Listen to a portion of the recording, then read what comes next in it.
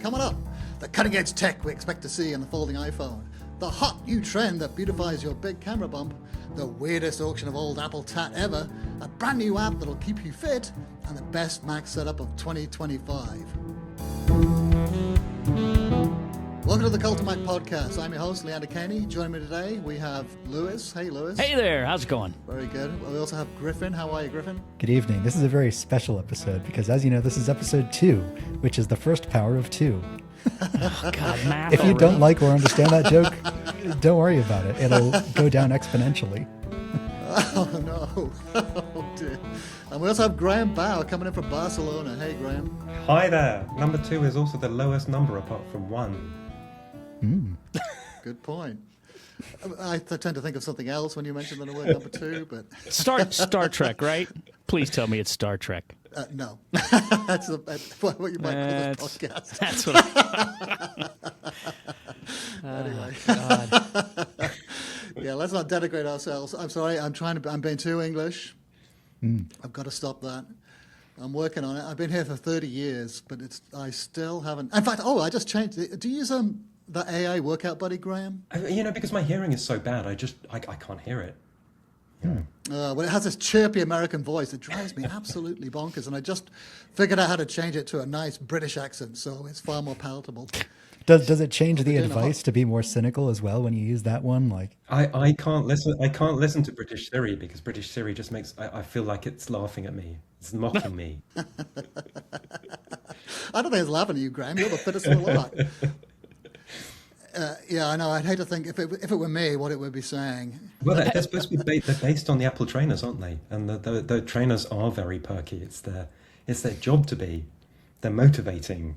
I don't find that little workout buddy to be all that motivating. I mean, it's like, oh, here's a bunch of stats. You know, sometimes it's interesting, but also a lot of times it's like, dare I say it, wrong. I mean, I walk the same route every day, and every day it tells me, you ascended this amount, or, you know, whatever. You gained this much altitude, right? It's a different number every day. How can that be?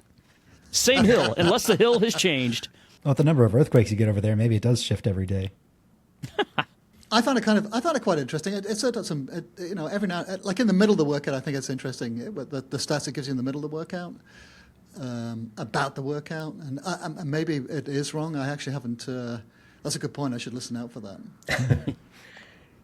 Well, it doesn't really matter when it's giving you workout stats, but it worries me when they add the sort of health advice. They're rumored to be adding like an AI doctor this year, and that could be a bit more of a problem if it hallucinates. Did you try out the new ChatGPT doctor yet, Lewis? Did you upload your? Oh, God, no. I don't think I'm going to connect my health records to ChatGPT. I don't know. I mean, it seems like a bad idea. All right, let's talk about our first story today. We're going to talk. CES, of course, is in full swing, and there's some interesting stuff, including what might be maybe a tease at what may be the biggest iPhone upgrade in recent memory. Well, Griffin, why don't you tell us about that? So all foldable phones on the market currently have a visible crease in the middle from where the display folds. The folding causes stress on the screen, leading to the crease, which becomes prominent with time, even more so, over time. Rumors point to the folding iPhone using a newer generation display technology that would avoid this problem altogether. And Samsung is probably going to be their supplier for displays. And at CES, it showcased a folding display with no visible crease. The company has even set up a crease test area at its booth to show the difference between its existing and this new panel. Beyond the near invisible crease, the folding panel appears to offer improved image quality, complete with an under-display camera, which I don't think is necessarily rumored for the folding iPhone, but this is a proof of technology. So Samsung just showing off that this is a thing that they can do now. It supposedly uses Samsung's newer generation M14 OLED technology, whatever that is. Samsung reportedly achieved the crease-free design by using a laser-drilled metal backplate that helps evenly disperse the stress and that prevents the visible crease from forming. And when you read that, you can just imagine like the highfalutin like phrases that Apple marketing is going to use to describe it, like some micro-etched lasers on a thin piece of whatever grade metal, aluminum, titanium. Well, one of the earlier rumors mentioned liquid metal, right? Which is Oh, Apple yeah. at one time had a exclusive agreement to exploit, and all they made was that SIM ejector tool. Hmm. And what kind of metal it's made out of, I think, makes no difference. I mean, what it's doing essentially is stretching it, right? It's making a nice, it's stretching the cover, the surface of the display to make it flat, I guess. A liquid metal infused folding Retina XDR display, Yeah, right. something like I that. do wonder how much they dare to go to town on this in their marketing though, because Creasegate, I said it first here. It's going to crease.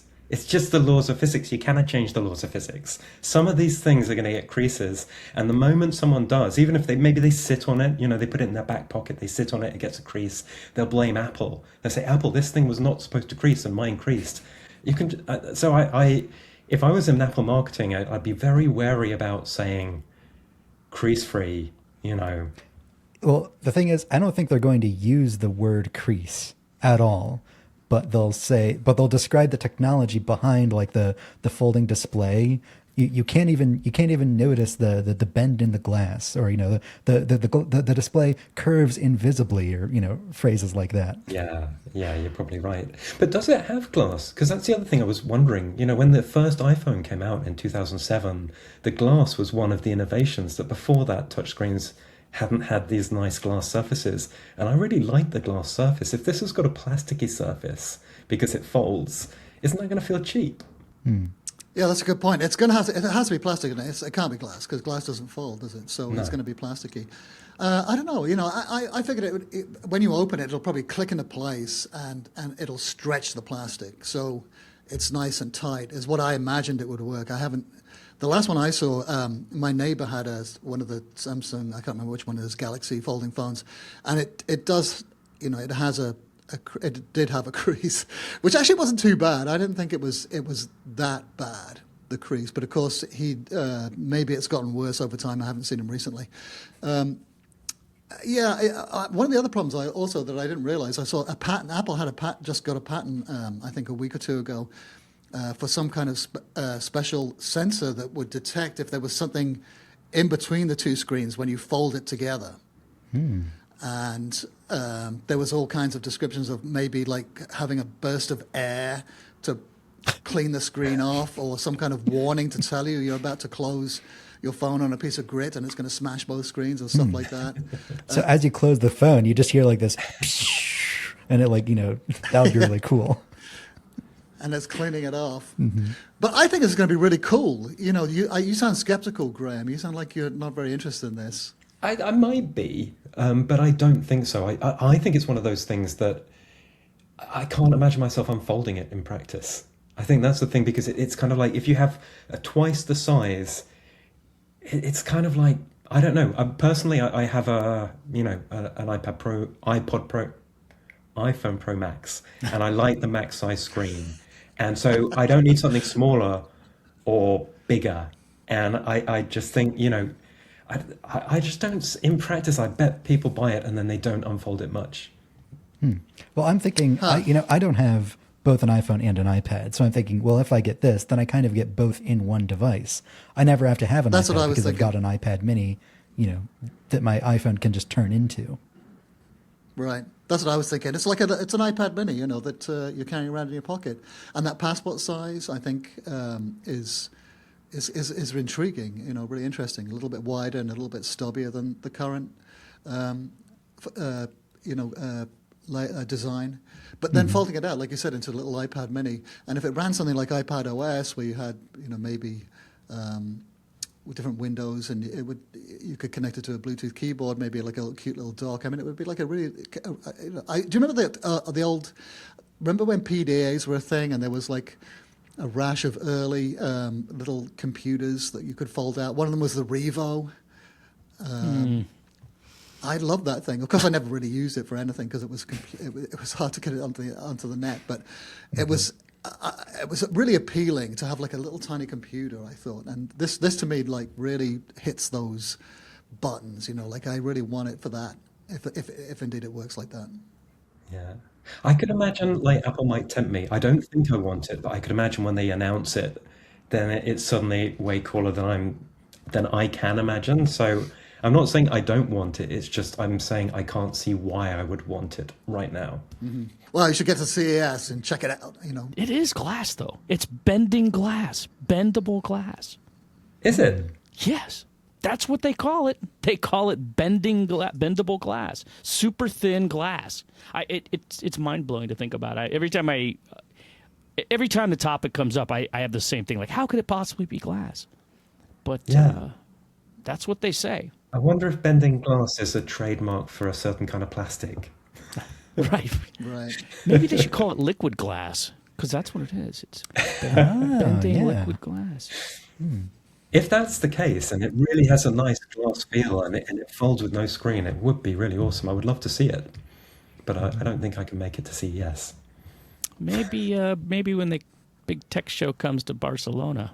Oh yeah, yeah. I will head. I Sneak in will there. definitely have to check it out in Mobile World Congress for sure. Yeah, well, we'll see. This is supposed to be coming out in the fall, so it's not very long from now, is it? And if as soon as it goes into production, we're going to get a load of leaks, just like we did with the iPhone 17 this last year. So we'll soon know all about it, and whether it's in fact glass or plastic or some other kind of new device. Glass is actually kind of it is somewhat malleable, isn't it? Doesn't it settle like an old window pane? Sometimes you can see it bulges at the bottom because the glass is actually, the gravity has pulled it down. I think that I watched a YouTube video about this that said that was an urban myth. It was to do with how the glass in those windows was made. And you can actually look at stained glass windows that are much older than that, and they haven't settled down. So it is actually it's a crystalline form glass. It's not at all. It's not like a slow running liquid, but there is that myth. But I think it's a myth. But I only got that from a YouTube video, so the YouTube video could have been wrong.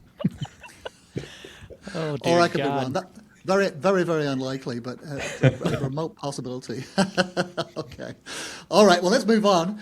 Our next story, I think, is kind of interesting. This caused a huge outrage on social media when it popped up and when it blew up. But it's a long tradition, like this is about people decorating their iPhone with little tiny stickers. Why don't you tell us about it, Lewis? Yeah, so when was this? This is like right at the very tail end of 2025. This is like, suddenly like everything in our Twitter feed was just pictures of iPhones with little tiny stickers on them. Young people, I'm guessing, decorating their iPhone 17 Pro's massive camera plateau with these little tiny stickers. I even saw a video of someone carefully applying these stickers with tweezers. They're that small. So, somebody on Twitter, system settings, says the iPhone 17 Pro camera plateau. Am I talking weird again? The iPhone 17 Pro camera plateau sticker trend is absolutely exploding, and I love it. And they pointed out that there was an ad. This is produced by SK Telecom, South Korean telecom company. It was an ad for an iPhone 17 Pro that had all these different stickers put on it, hamsters, strawberries, a bunch of different phones, video game characters, and, of course, cats. Some people went even more crazy. If you go and look at people start saying, "Oh, here's what my phone looks like with stickers." So, some people didn't stop at the camera plateau; they put them all over the back. I mean, I don't know. I was like, wow, this is kind of a wild little trend that's happening here. And as Leander was saying, I mean, some people are like, "Oh my God, how could you possibly, deface your amazing iPhone with this stupid stuff?" But then, like, people have been doing this with MacBooks forever. I mean, I went and looked on. I remembered this story that Charlie, or I don't know if it wasn't really a story, it was a how-to post about covering your MacBook and what these skateboard stickers, right, and how cool they look. And I mean, so that was years ago. That was like a decade ago. That post there. So, and people have been doing it forever. I mean, if you go and look, you'll see people just covering their MacBooks with all kinds of stickers. It's very cool. So, I caught Charlie out with that because he puts these cool skater stickers on his iPad and his Mac, but I found he gets them all from one book. It's like one book of skater stickers, and it's like a sticker book. And it's like, I don't know, Charlie, you're not really a skater dude, are you? And you're playing these like super cool skater brands, but they all come from a book. yeah, I didn't see him with a skateboard actually last time we ran. Yeah, he's not a skater. He's not living the skater lifestyle. He's just got the stickers. But the stickers are cool, like that hand with the eyeball on it. I mean, it's just awesome. So Oh, Charlie is very cool, but he is not a skater. How many people with an Apple Watch Ultra have ever gone scuba diving or skydiving or rock climbing or, you dress for the job you want, not the job you have. Maybe he has a skateboard and he just dreams about, taking it down to a skate park one day. And Well, did you guys have you guys decorated your MacBooks with stickers? absolutely I'm not. waiting for a Cult to Mac sticker. Oh yeah, exactly. I put a Cult of Mac sticker on mine. not the MacBook decorating type, but when I was in college marching band, I put stickers all over my trumpet, the one that I just used to practice, not the performance one, but I was surprised that nobody else did that. Like, you've got all this space, you got a big bell. So I put like a little Circleville Pumpkin Show sticker on it, a bunch of like stickers from events that we went to and traveled to, a little Apple sticker on the inside. Didn't really catch on, but Yeah. I had fun with it. When I was a punk, I used to have all these. I had a jacket with a bunch with patches on it of all my favorite bands. Was it sleeveless? No, it was a leather jacket. It was like like a motorcycle jacket. Got it. And I painted something on the back. I can't remember what it was now. Let me Probably see. Clash. Anarchy. Exactly. A big A. Yes, Sons of Anarchy cut. Actually, I think it was New. I think it was New Model Army. For some reason, I was really into that band, New Model Army, at the time. So I painted them on. Do you have any pictures? We need to no. see this, Leander. No, I'll take up a picture. When I used to have dreadlocks, so I'll pick up. I can take up a picture of that. Wow. So what about the back of your iPhone 17 Pro? Is it unmolested or? It is. It's absolutely pristine. Yeah, I'm not sticking any stickers on it, unless of course I find some cool ones. Maybe I should get that. I should ask Charlie where he gets his skateboard stickers I think those from. are a little large. I bet it matters a great deal which color of iPhone you have. Like, I bet the silver one is probably the best for applying stickers. If you get an orange one, then you have to like commit yourself to a color palette that would look good on the orange phone. The stickers on the MacBook, the ones I liked were like. Do you remember there was a Cinderella one when that incorporated the glowing Apple logo? Oh yeah, yeah. So she was holding it in her hand, and there was several variations of that, which I thought those are the ones I liked, the clever ones that incorporated the glowing Apple logo somehow. I think there was an Iron Man one too, so his chest was glowing when the logo lit up, stuff like that. I haven't seen any of those yet for the iPhone 17. I'm not really sure what you could do with the three lenses. Probably some kind of scary spider. Or how about some kind of cyborg and the eye lights up with the flash?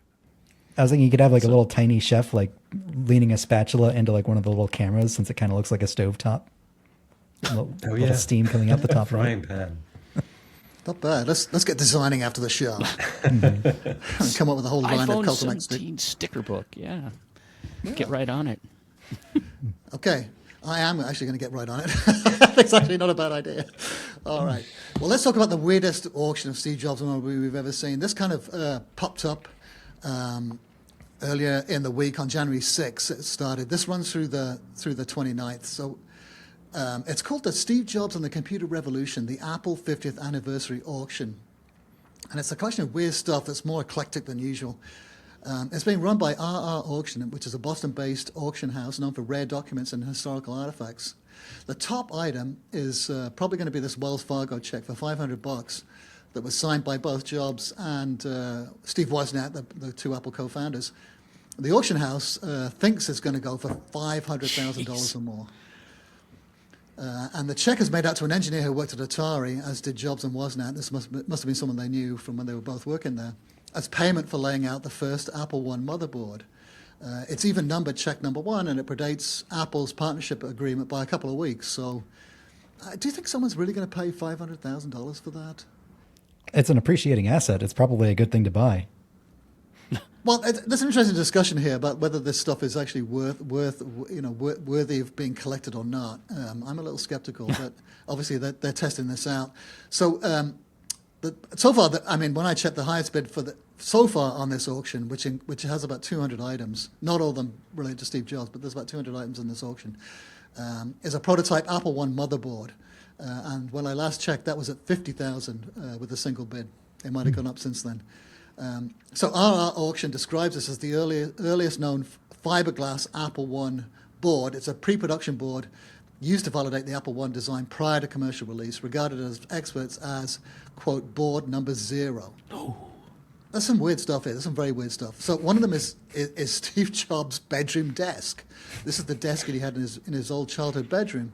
And it's full of all these assorted papers from Hewlett-Packard, Atari, and Reed College. And our auction is very specifically describing it as, these are the papers as they were arranged by Steve Jobs. Like all of the contents of the drawers are untouched. So who knows what's in there? All right. Well, he actually scratched some stuff on the top of the desk too, including his sister's name, Patricia.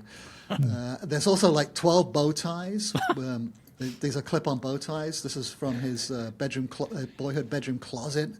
There's a small collection of 8-track tapes featuring his favorites, Bob Dylan and Joan Baez, who we went on to date later. There's an old Apple business card with a handwritten note to his dad that says, "Hi, I'm back." And Griffin, what about some of the other stuff? There's also like a bunch of old Apple memorabilia, like posters and other historical documents. Rainbow Apple sunglasses. I thought those were pretty cool. Like each lens is a rainbow Apple logo in front of your face. That must be fun to look through. A bunch of like products that are like shrink wrapped in their original packaging, from iPhones, iPods, even a few Apple Watches. Like they have a new in-box Apple Watch edition, the solid gold one.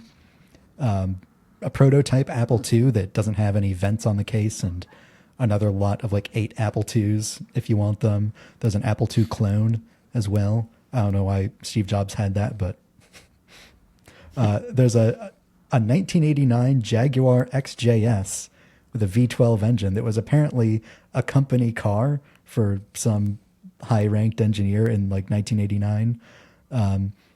But if I could pick anything from this auction, any product, if I could have anything, I would go for the fully functioning Apple Lisa 1.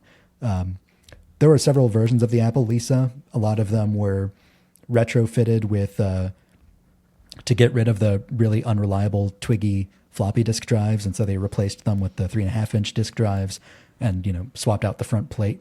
It's estimated there are less than 100 of these fully original Apple Lisa 1s in existence, maybe like 30, 50, 70. We don't know how many. They're exceedingly rare, in the double digits. And this one's fully functioning. They have pictures of it running. It has the profile hard drive, all of the keyboard and mouse. Doesn't look very yellowed. So that's an item that I'll be watching. That's what you go for, not the Apple One board. Yeah, I thought you'd go for the Apple One. Though, isn't it this auction? It's a bit weird selling people's clothes like this and stuff. I just read the story and I thought, I don't know how I feel about that. It's a bit weird. Yeah, me too. Well, it comes from his stepbrother, which was a surprise to me. And I was like, what? Steve Jobs had a stepbrother? And it's because when his mom, Steve Jobs' mom, his adoptive mom, died in the 90s, his dad, about, I think, 2 years later, remarried. And his new wife had a grown son. So when they married, and there's a fascinating picture which our auction provided as kind of background, I guess, which is you can't see it on their website. You can't see it on their website. Showing Jobs' dad, Paul Jobs, flanked by on his right hand side his new stepson, and on his left hand side Steve Jobs, and they're all dressed in these identical outfits. It's kind of a weird picture. So when Jobs' dad, so the two of them, his new wife, went to live with Paul Jobs in that childhood home, Steve Jobs' childhood home. And of course, that is the birthplace of Apple Computer too. They got started in the garage there. So when his dad passed, it all went to his stepbrother. And it had all been kind of untouched. There's the posters come from the garage, most of them, where they were working on these Apple I boards. And there's one poster that comes from the living room, and there's another picture of Jobs from the 90s in his family living room, with this early Apple poster in the background. They hung it up in the family home. Like his dad was very proud of that. So, and then of course, the bow ties and the desk. This is all from his closet. And apparently his stepbrother asked him, like Jobs, when his after the funeral, do you want any of this stuff? And he said, no, just keep it. And so he's been sitting on this stuff for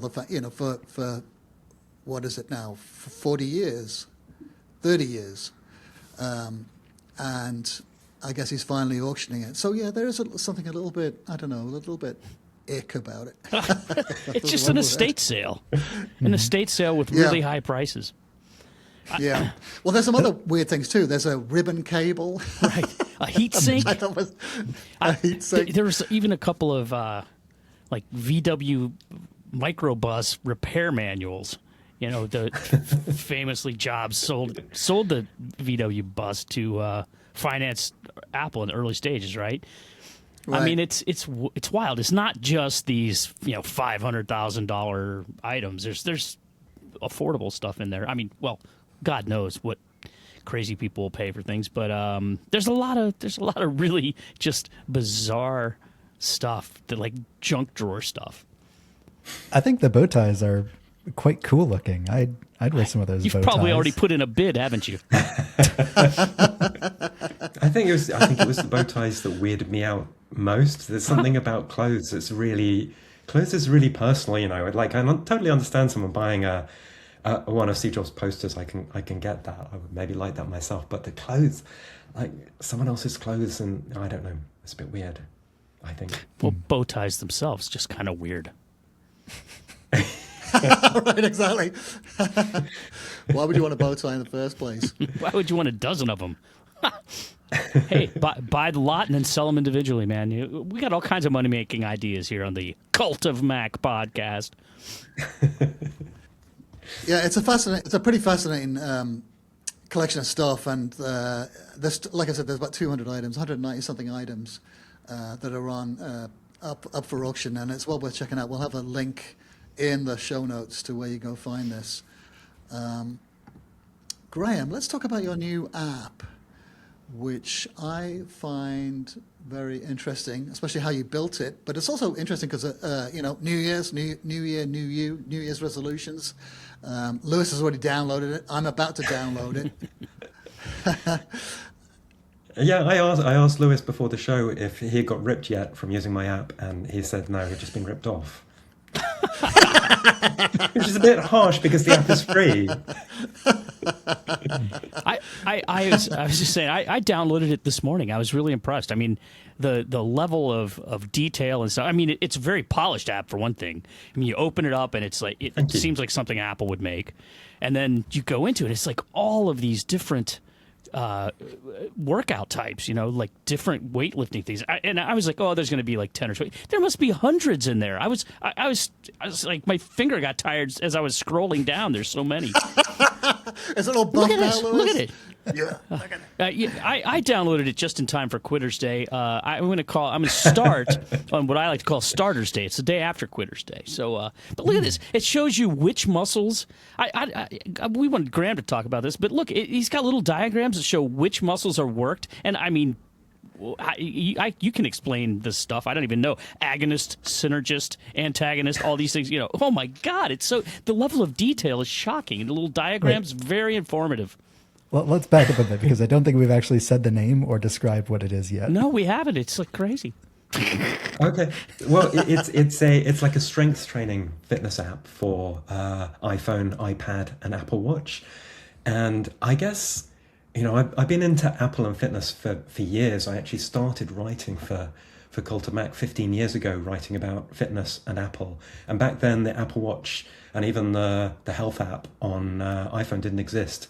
And the only thing we had back then was this thing called the iPod, Nike Plus iPod Sport Kit, which was this little plastic widget that you plugged into the bottom of your iPod, which communicated wirelessly with your Nike running shoes to log your runs while you're listening to music on your iPod. And I loved that product and I was really, really into it.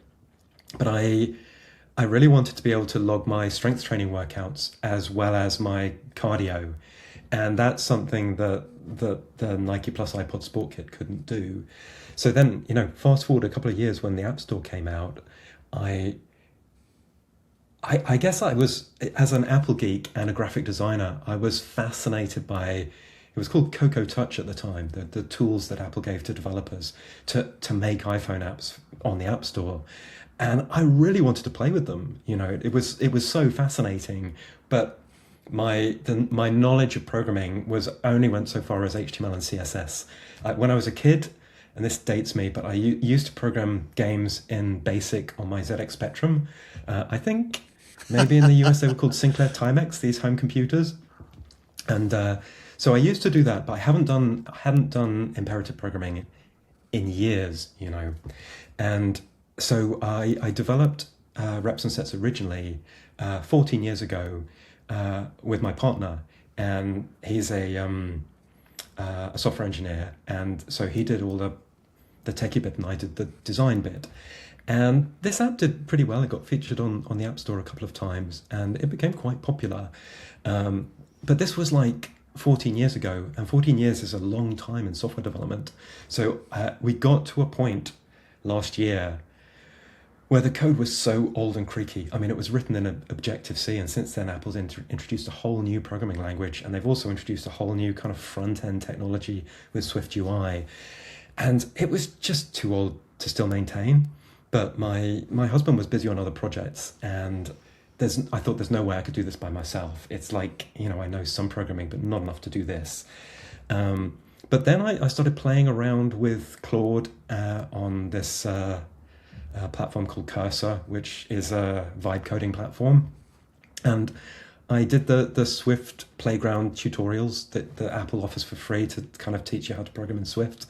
And I watched a bunch of WWDC videos on the UI and Swift UI and how to design for Apple platforms. And I just, started building one chunk after another. And after a few weeks, I realized, I think I can actually build this thing. And it's taken me 6 months, but yeah, I did it. And it kind of works. And no one is more surprised than me, but there it is. It's remarkable, and he uses all these background different frameworks, right? So it's got iCloud syncing and all sorts of other stuff, yeah. That's right, Healthcare. yeah. And because I'm an Apple fan, and I really wanted to build something that used all the cool Apple technology. And when we did the original reps and sets, when we added support for Apple Watch, we used this thing called watch connectivity, so that the iPhone and the watch communicated directly with each other. But the problem with that, which lots of users complained about, was they wanted to be able to leave their iPhone in their locker and just log a workout with their watch. But if you took the watch out of range from the iPhone, so it couldn't communicate, the watch app didn't work anymore. And so I knew I needed a different architecture for the new app. And I basically built it with Swift UI, Swift Data, and CloudKit. And this is amazing, sort of magical Apple technology. It's not quite as magical as they make out, but it's pretty magical. And that's part of, I guess, what enabled me to build this app. I mean, all the data that you log, all your workouts and stuff, are stored on your iCloud. Not on iCloud Drive, but in a sort of database on your iCloud. Just the same way that Apple apps like Reminders or Notes work. And so, if you're logging a workout on your Apple Watch and you decide you want to switch to your iPhone or your iPad, you can do that seamlessly. You can log it on one device and then observe it on all your other devices, and it all just stays in sync.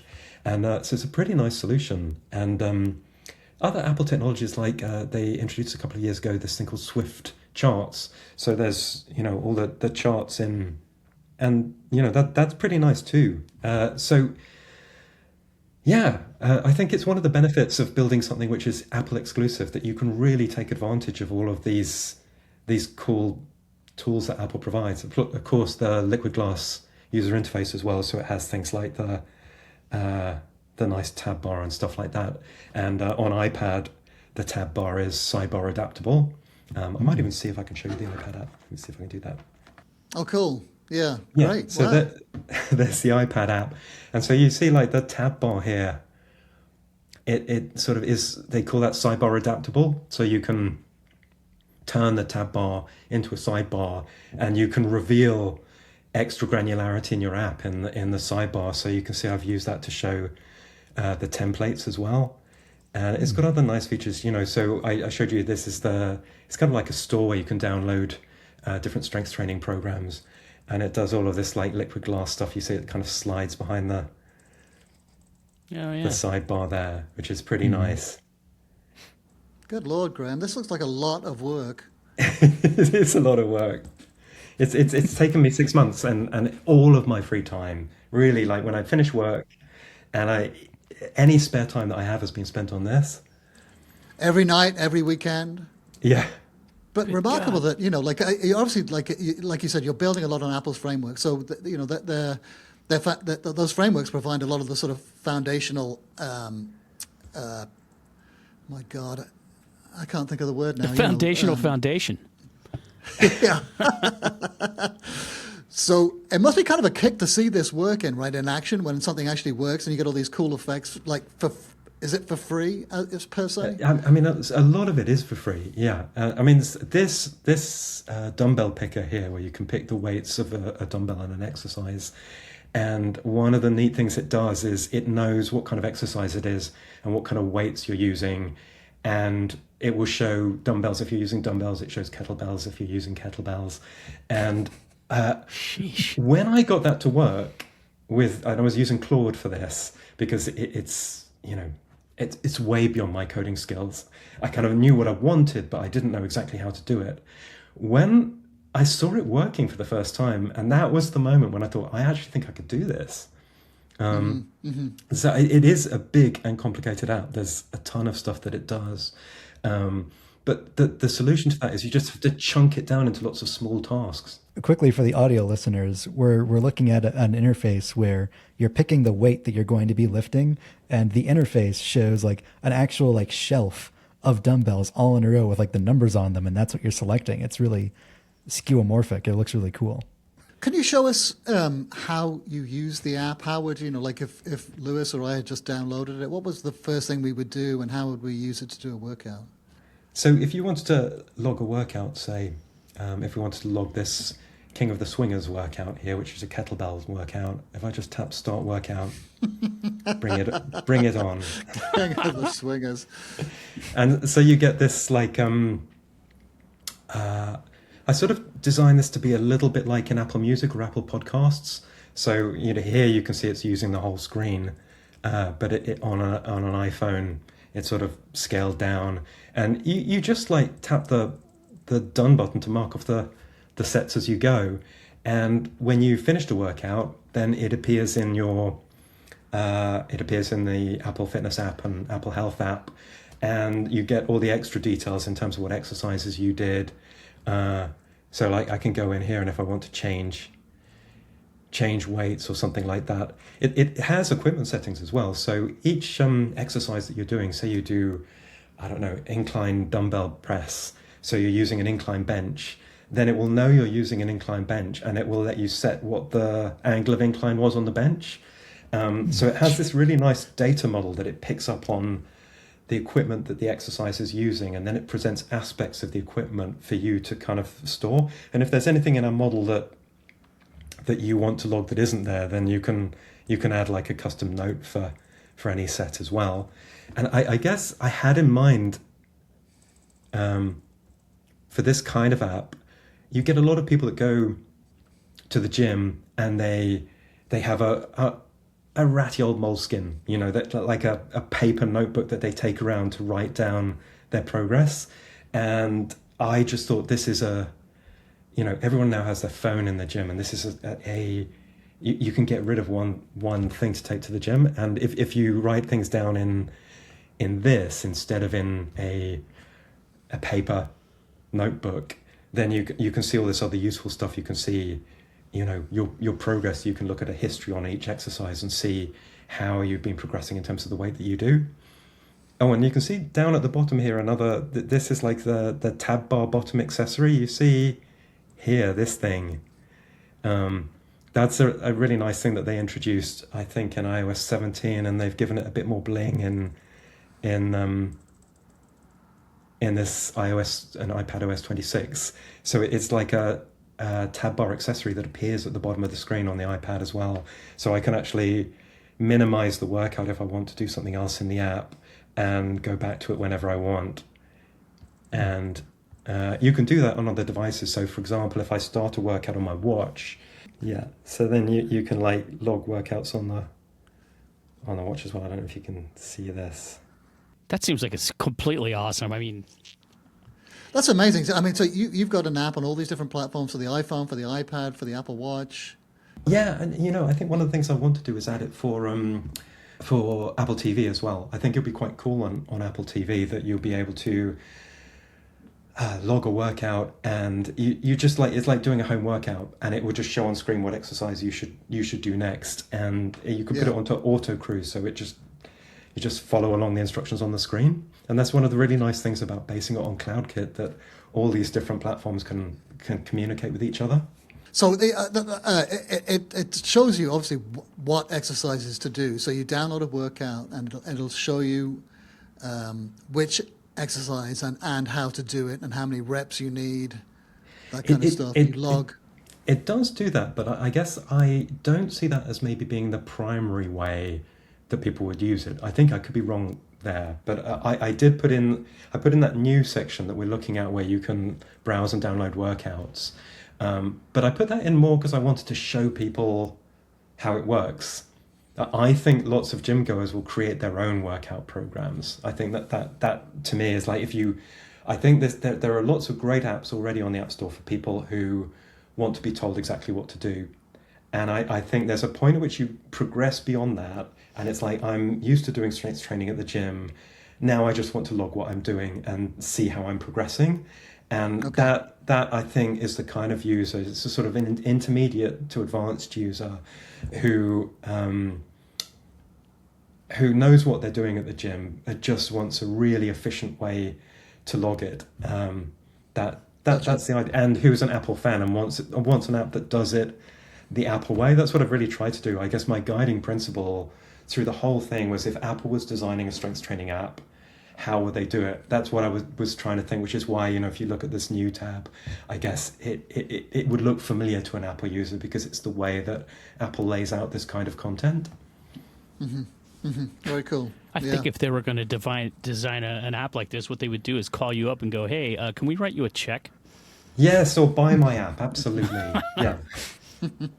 I love the fact that, I mean, I haven't gone to the gym in ages, and I've recently decided I have to go back, and I have, because, the older I get, the weaker I get, bad feeling, and the thing that I remember about going to the gym was there's all these machines. I could never remember what I set them on. What is the leg weight? I don't know, 10, 20, 50, 100. I can never remember. So it seems like a great way to do that. And also, hopefully you start lifting more, right? So you keep track of what you did. And I mean, it seems like a great way for that. That's exactly what it's for. Yeah, you already know the machines, so you know what they're for. You just want to remember what you did last time, and then remember last time you increased the weight, that kind of thing. That's exactly what this app is for. And then it will log all the stuff that Apple's built-in workout app does, like, your active calories and your heart rate and all of that. It will save all of that to the health app, so you get that. But then all of the extra strength training stuff that we were just looking at, then it saves that to CloudKit, so you can see that in reps and sets on all your devices. I'm going to do a Mac app as well. You can obviously use the iPad app on the Mac, but that's not my last word on it, because I'm obviously an Apple fan, so I want to do a Mac app the right way and get all the stuff like the menus we have on iPad now, and I did all the menus on the iPad, so those work on the Mac as well. But I want to have an inspector, and buttons on the Mac are a slightly different shape. They're not capsules. They have little rounded corners, and they're a bit smaller.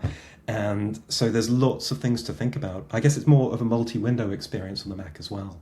So that's kind of my next challenge, is Apple TV and Mac. And if I get those nailed, then Griffin, my next stop will be the Vision Pro. I was I'd like to waiting do to a ask. clean sweep of every device. You Right. could have some neck workouts so you hold that thing up. Yeah, yeah. And you should have a little warning so that you don't accidentally like bonk the front glass of your Vision Pro with a 200-pound weight and crack it. Oh yeah, I think big neck is a really good look. I want my neck to go straight down from my jawline. So maybe I should get a Vision Pro for that purpose. The Vision Pro neck workout. Yeah, I can see that. I don't think Apple would like that. I don't think that would win me brownie points in Cupertino. Well, cool. So it's a free app, isn't it, right now? It's free, to yeah. download in the App Store. I really just want as many people to try it out. I want to get feedback. There's a link to a Discord server in the app, so if you play around with it and you want to kind of discuss it or have any feedback, then I'd love for people to engage like that. If it takes off like I hope it will, then maybe I'll add some, a support tier with some pro features and stuff. But the basic app, my plan is that that's going to be free. You just want as Cool. many buff, jacked people in the street as you can create. Yeah. It's very cool. Yeah, the vibe coding thing is really inspiring, I think. Like you said, you're a graphic designer by trade, right? So Yeah.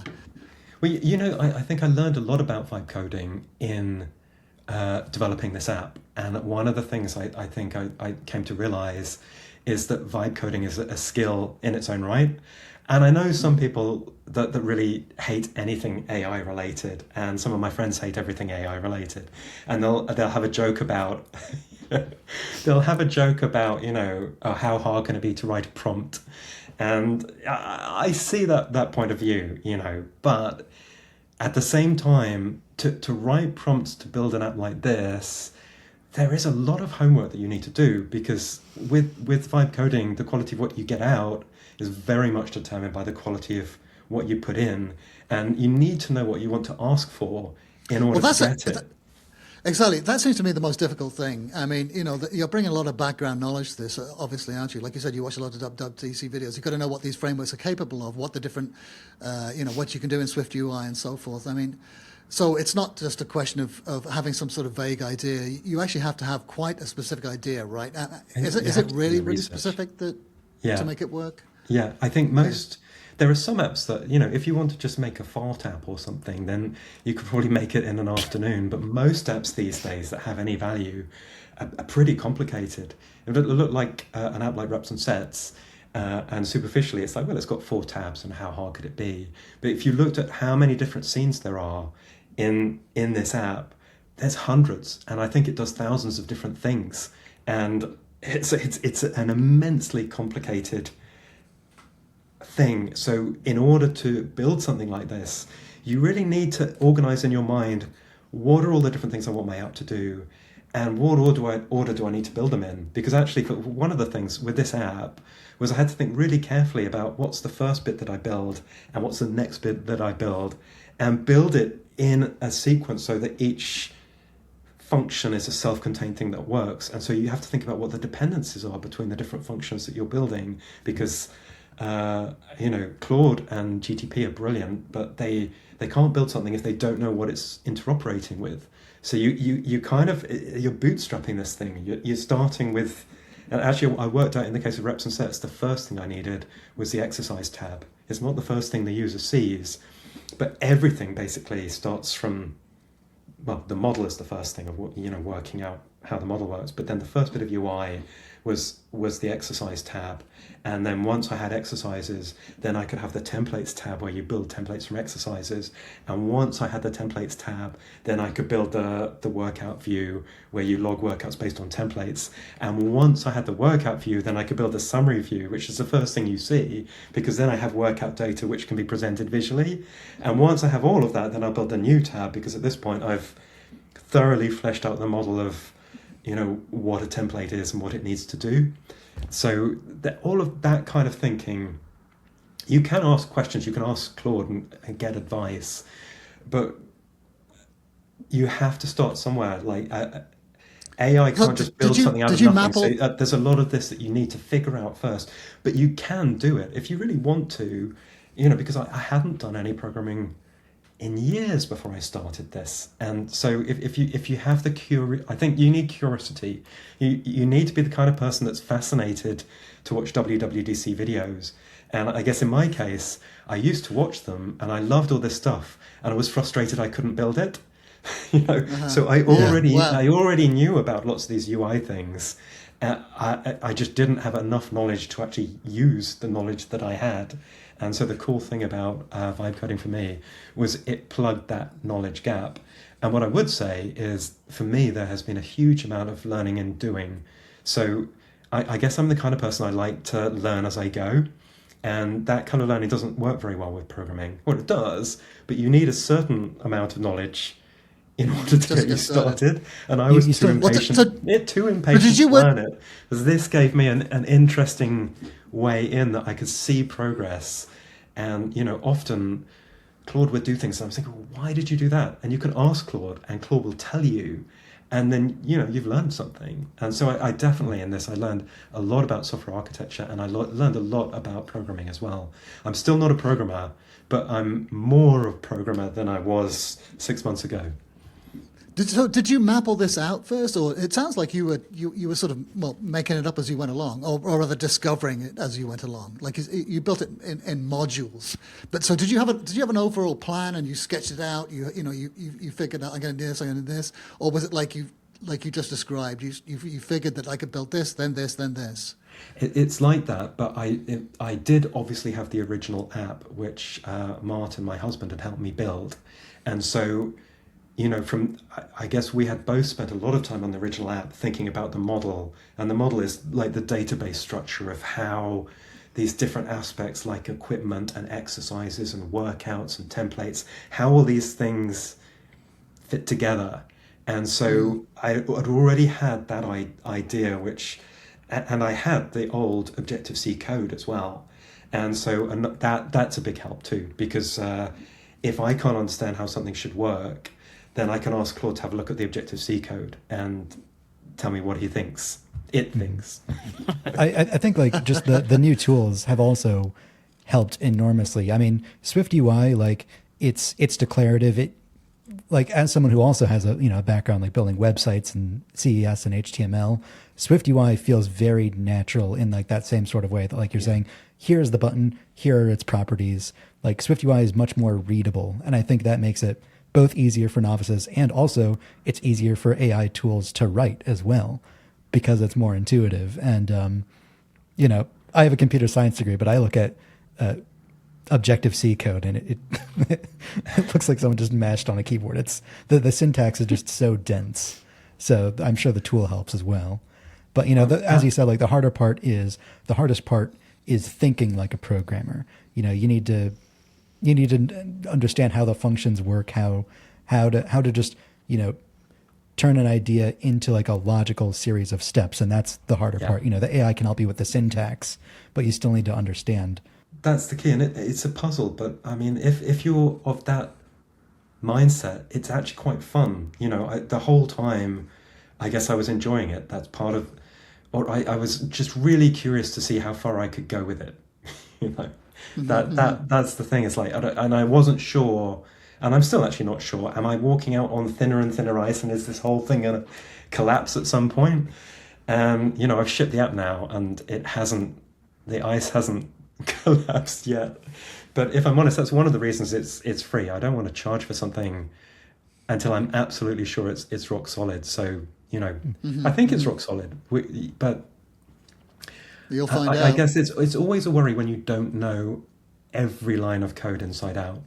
And, this is vibe coding. So I check every bit of code before I check it into Git. But there's only so much of it that I understand. And, so you can do a lot of thorough testing. But with a complex app like this, there are always going to be edge cases that you haven't tested, or like regression issues if you fix one thing and it breaks something else. And so it's learning for me, but I've already got a few users who are really enjoying it, a few other users who've had some issues with it, and I'm slowly squishing bugs.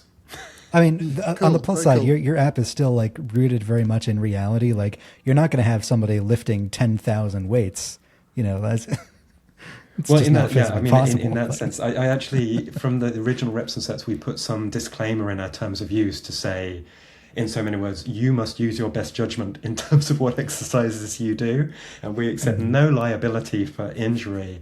But the other thing is there are some like templates in there, but this is not an app which tells you how you should progress. Because I'm of the view that an app can't really do that. If you want someone to understand you and your individual fitness journey, I think you need a personal trainer, someone that knows you, observes your workouts in real life. I wouldn't trust any app to do that, and certainly not like I don't know, some AI thing that with Apple's foundation models, because the hallucination could result in an injury, right? So my personal view is I absolutely don't think that apps like this can replace personal trainers. And if you're starting on your weightlifting and gym journey, that to me is exactly where you should start. Should find a great gym where you feel comfortable and get a personal trainer to show you how to do this stuff.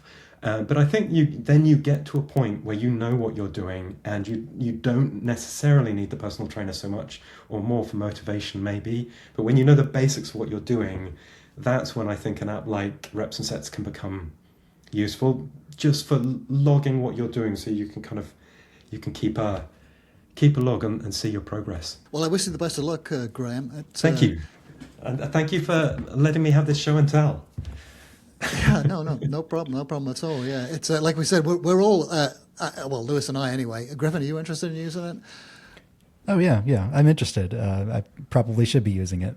I was surprised how much I liked it. And like Lewis, I've fallen off the wagon a little bit, but when I was doing it, it's super enjoyable. It makes it, even while doing it, I enjoyed it, and I enjoyed especially how it made you feel, like the next day when you're sore and you can feel your muscles. And because I had a personal trainer for a little while, and he would have me doing sort of chest presses or whatever, and he'd say, well, could you feel the muscle? And of course it was so weak and weedy that there was no muscle to feel.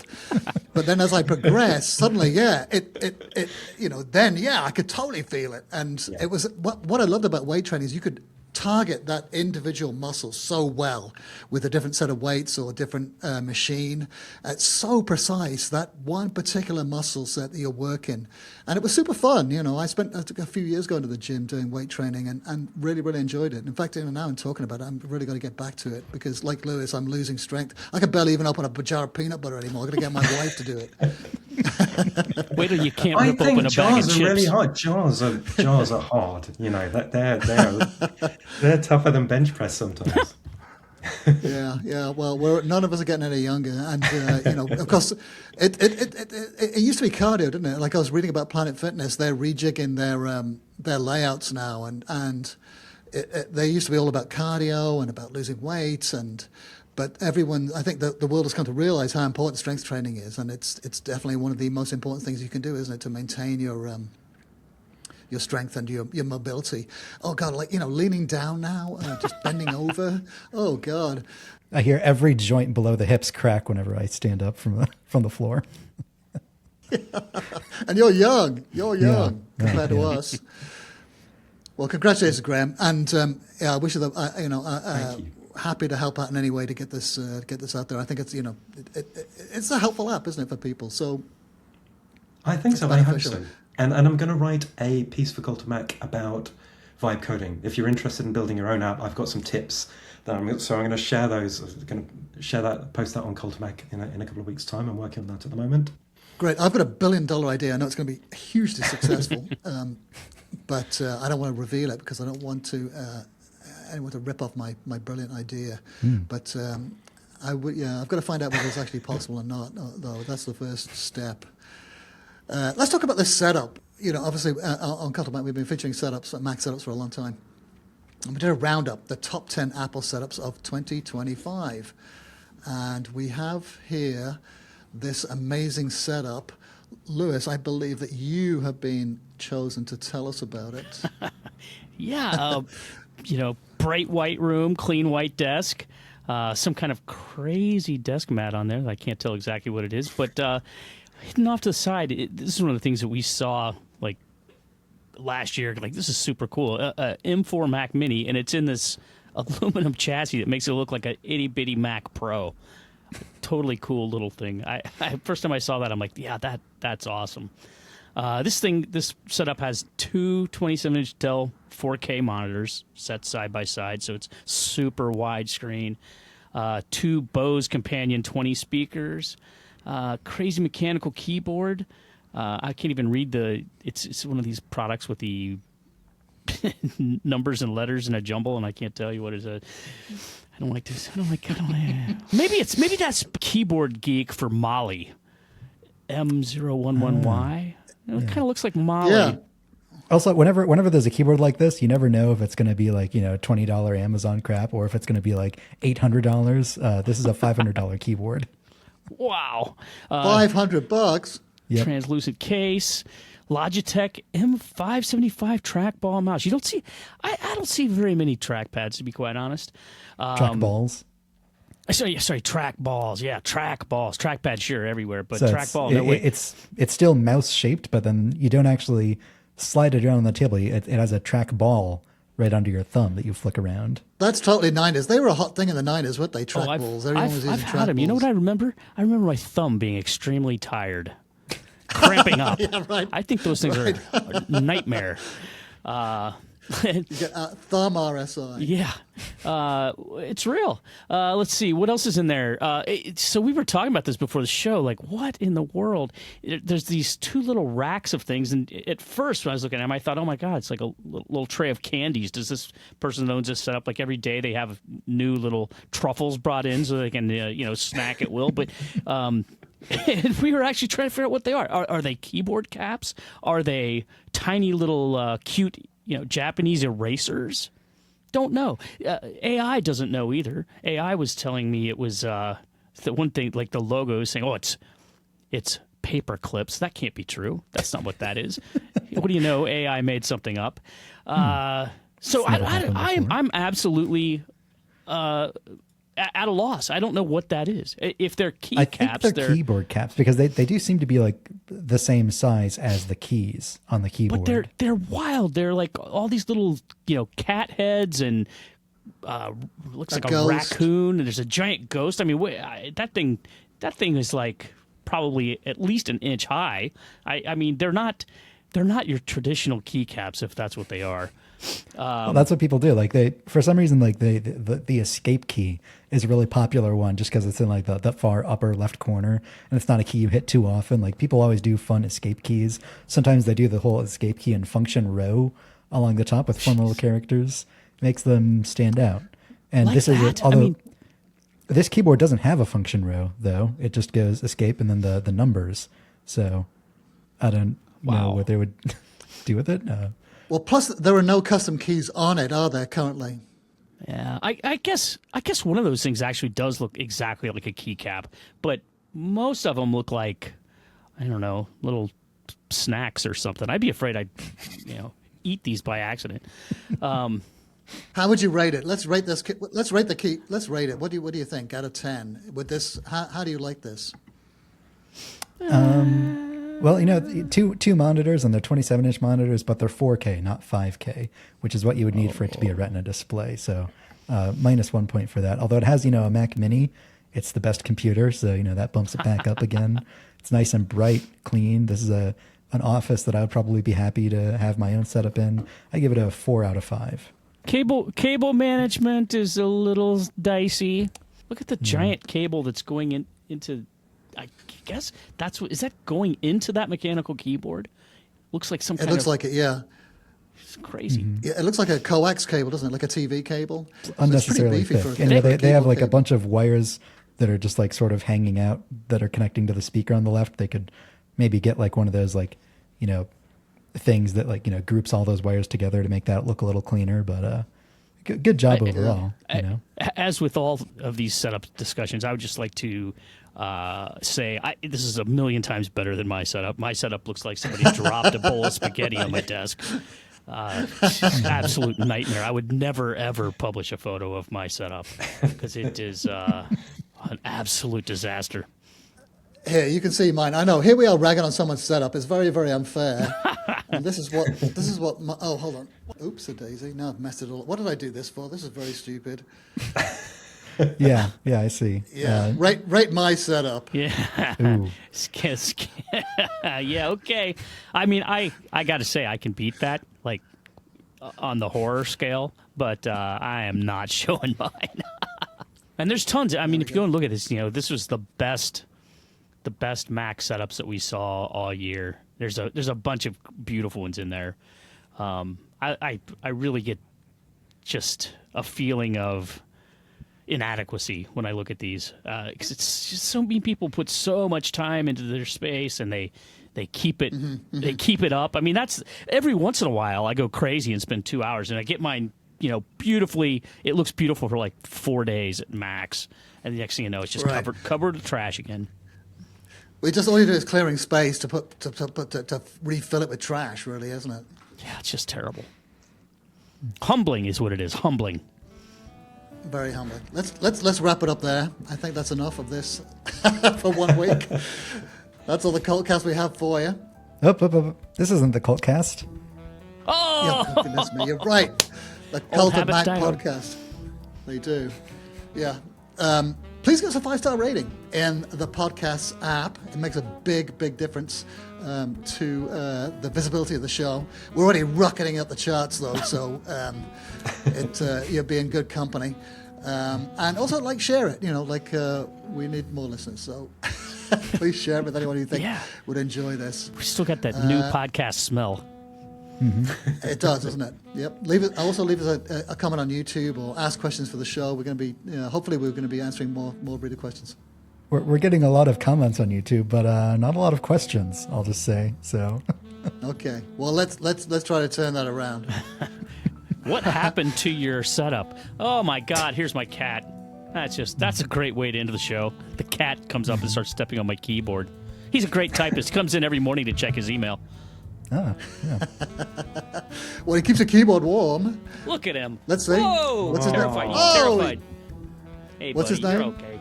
Theo, the rescue cat. Wow, he's a podcasting star already. I can't believe I didn't even think he was in the office. The door's shut. He must have just been sleeping in the closet. Hey, buddy. I finally get you.